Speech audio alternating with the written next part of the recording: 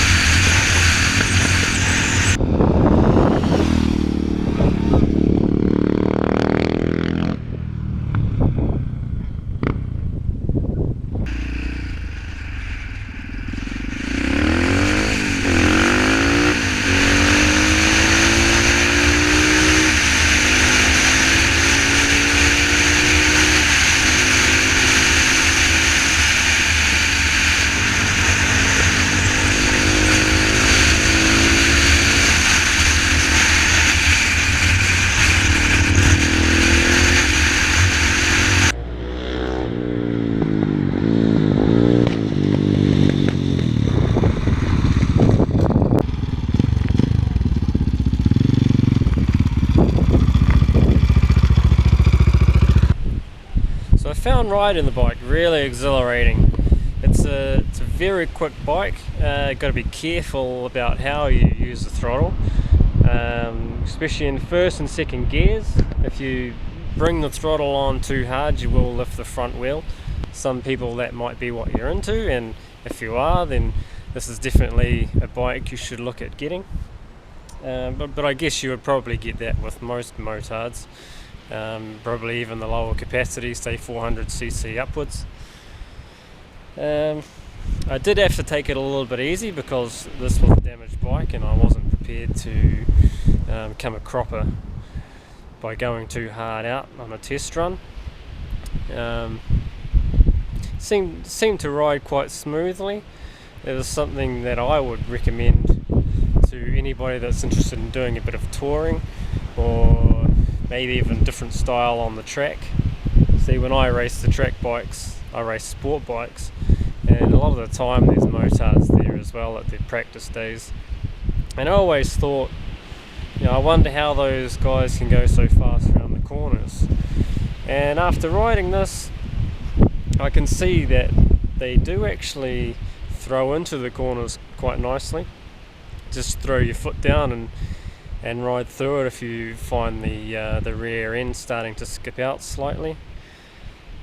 For me though, I do like the sport bikes more, just because that's what I've been more accustomed to. I've had more experience on sport bikes, but I did really enjoy riding this bike. And I do still want one for my collection, just not this one because it's a little bit too rough. If it was in better condition, I would be keeping it. But I'm a little bit meticulous about the bikes that I want in my collection. So unfortunately this one has to go, but I'm sure the new owner will have plenty of fun on it. Now, a performance review would not be complete unless I commented on the sound that the bike makes. So you probably find it hard to get a feeling from the video here, but this bike is pretty loud even with factory pipes. With aftermarket pipes it would be a hell of a lot worse, and you'd probably hear me blocks away. So it's a real thumper, as you would expect from such a high capacity single cylinder motorbike, being a 610cc. You pull up to somebody's house, you're gonna rattle their windows. Even with factory pipes, with aftermarket pipes, you're gonna break the windows. Well, not literally, but you get what I mean. So now to hear what the bike actually sounds like. I'm not sure what the audio quality will be like in the video, but I'll just give it a bit of a rev now so you can have a listen to that for yourself.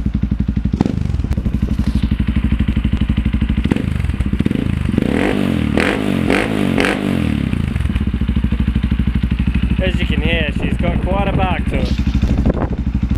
So I took the bike for another ride in the weekend, and I tried to kickstart it this time and ran into a bit of trouble. I've been limping around all weekend because the kickstart ended up throwing back and hitting me in the back of the leg. So I got to mention that kickstarting a bike like this isn't really an option unless you really know what you're doing. I had a mate of mine over as well, and I asked him about the proper procedure on how to kickstart a bike like this, and he told me that to do it properly you use the decompression lever and kick it over slowly until it's at the top of its inlet stroke. So it will draw the fuel in on the first cycle, and the compression cycle will follow shortly after that, and that's the way to do it. But it's easier said than done. I gave it another go, and whether you know that the bike's at the top of the inlet stroke or not is very difficult to determine. So I would be inclined to only ever use the kickstart in the most desperate of circumstances. If you can even roll start it, I would prefer to roll start it rather than kickstart it. That's that's one thing that you have to be aware of, because it can injure you as it did me.